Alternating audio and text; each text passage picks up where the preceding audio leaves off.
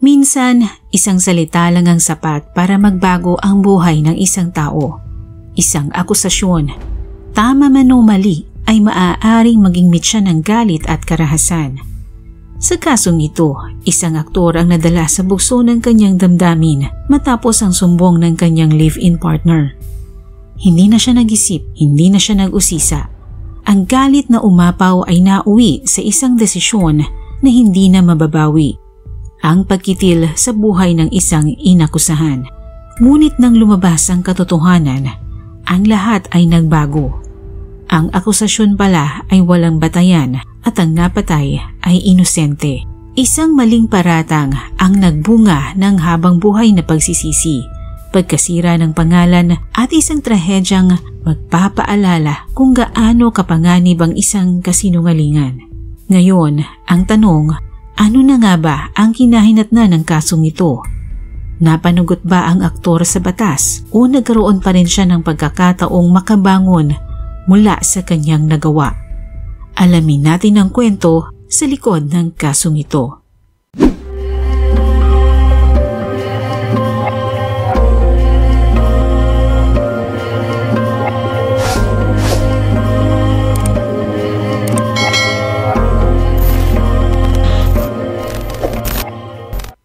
Si Frenil Bautista, 44 years old, ay naninirahan sa San Mateo, Rizal.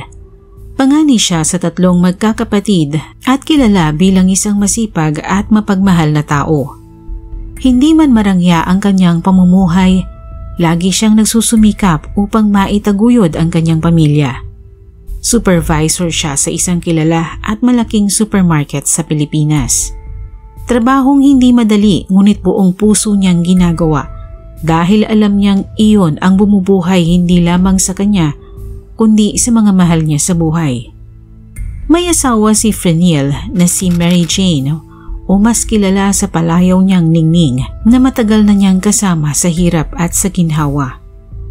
Bagamat hindi sila nabiyayaan ng anak, buo pa rin ang kanilang pagmamahalan at nananatili silang sandigan ng isa't isa. Ang ina ni Frenil na si Aling Benilda Bautista ay proud na proud sa kanyang anak, lalo na't nakikita niyang naging mabuti itong anak at maaasahang haligi ng pamilya. Bukod dito, si Frenil din ang tumayong ama at gabay ng mga anak ng kanyang kapatid na bunso matapos itong makipaghiwalay sa kanyang asawa. Hindi niya inisip ang dagdag na responsibilidad, bagkus ay tinanggap niya ito ng buong puso. Sa kanya, ang pamilya ay higit pa sa lahat. At doon siya humuhugot ng lakas at dahilan para magsikap araw-araw. Subalit ang pagiging mabuting anak, asawa, kapatid at tiyuhin ay hindi naging sapat upang mailayo siya sa isang trahedyang hindi niya kailanman inasahan.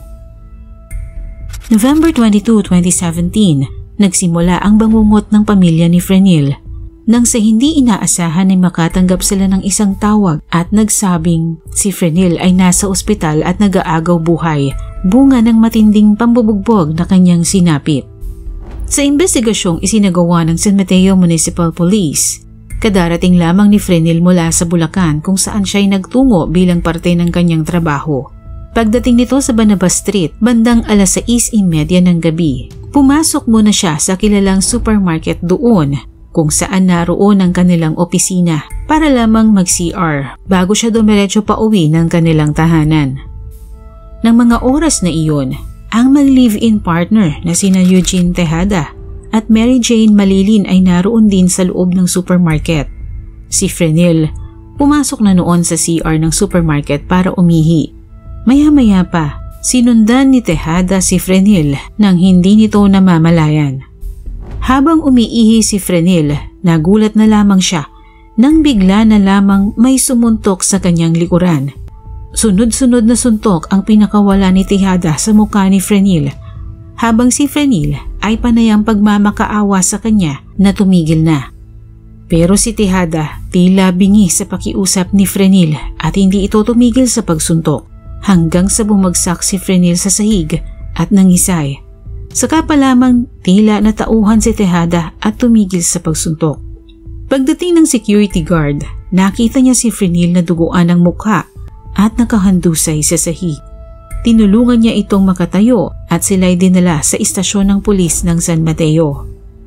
Sa imbestigasyon ng mga pulis, depensa ni Tejada na kaya niya binugbog si Frenil ay dahil sa sumbong ng kanyang live-in partner na siya'y hinipuan nito.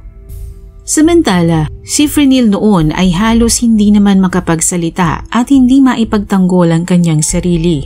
Ni hindi niya masabi ang kanyang pangalan. Dahil sa tinamong injury ay nakitaan siya ng pagkahilo hanggang sa ito ay tuluyang bumagsak. Agad siyang isinugod ng mga pulis sa pinakamalapit na ospital. Sa mobil pa lamang ng mga pulis, nawala na ito ng malay at comatose hanggang sa maratay na ito sa ospital. Sa pagsusuring isinagawa kay Frenil, natuklasan ng mga doktor na halos mabasag ang bungo nito dahil sa matinding tama sa kanyang ulo na naging dahilan ng internal hemorrhage o pagdurugo sa loob ng kanyang utak na noon ay kasing laki na ng mangga. Ayon pa sa mga doktor, maliit ang tsansa ni Frenil na makaligtas.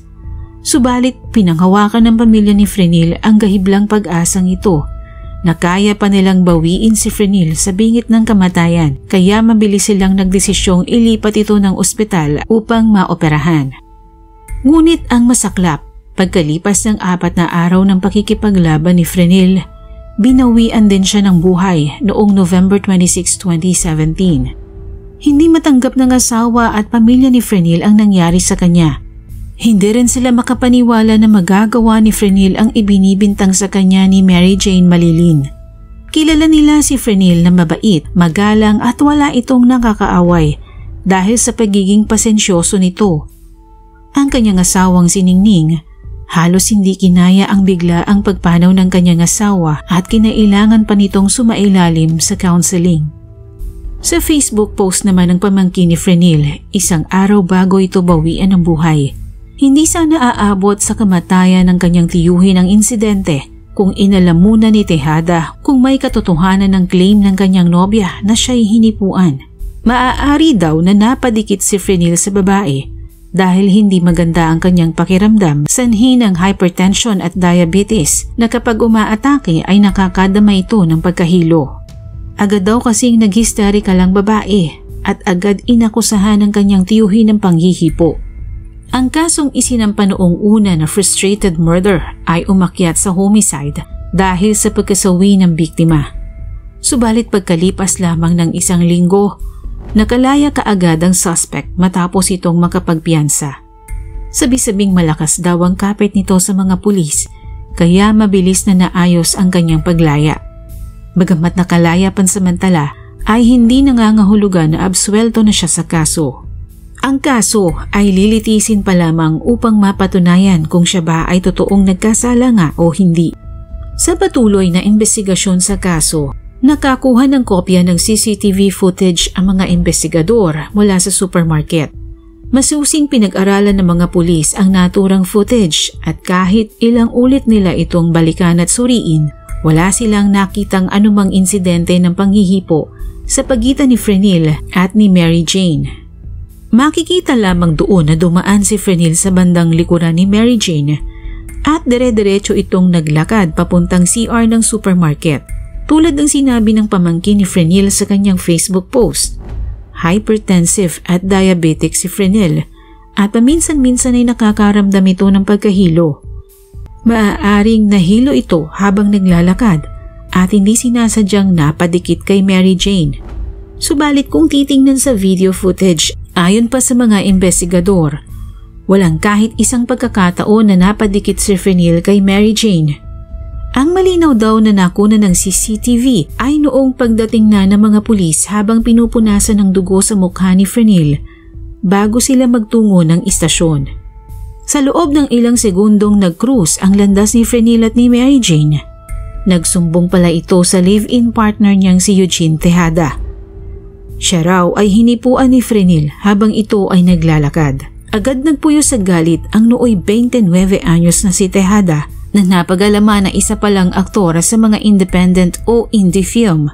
Siya ay kabilang sa pelikulang Kubli noong 2011. Dala ng bugso ng damdamin ni Tejada, agad nitong sinundan si Frenil sa loob ng CR at doon ay walang habas nitong pinagsusuntok ang biktima. Kahit nagmamakaawa na ito kay Tejada, parang hindi nito nadidinig ang kanyang pakiusap. Tuloy-tuloy sa pagsuntok si Tejada hanggang sa tuluyan nang bumagsak si Frenil sa sahig at nangisay. Pagkakita ni Tejada na nangisay na si Frenil at saka lamang ito tumigil. Noon dumating ang security guard upang umawat at tumawag ng pulis.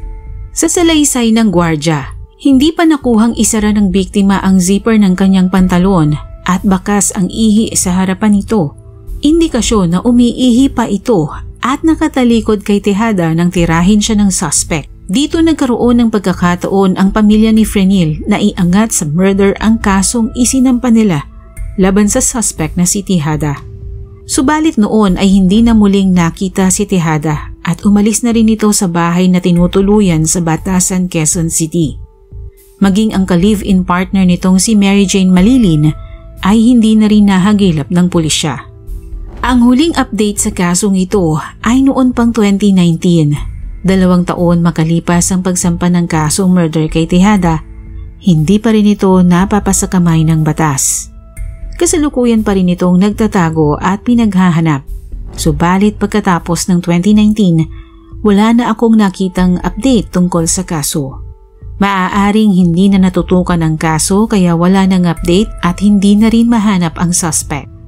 Kung sakali mang hindi pa nga nare-resolba ang kasong ito, naway makatulong ang channel na ito para sa ikalulutas ng kaso.